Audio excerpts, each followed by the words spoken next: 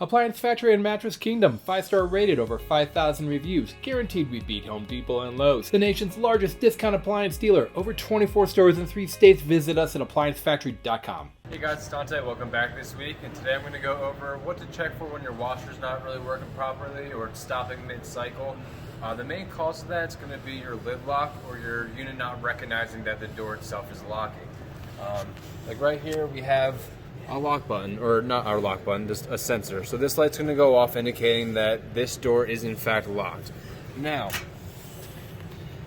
there's two things that could go wrong. This switch right here could be broken. It could be broken off, not hitting the actual lid lock itself, so it's not sending a signal. So we have our lid lock down here. This could also be going out or be bad. One way you can check for that is how this one's a little bit easy, so your dryers or your washer's gonna work a little bit differently, but you can just take these two screws out, press it in here, and hit start, and see if it runs or if it even recognizes that it's locked.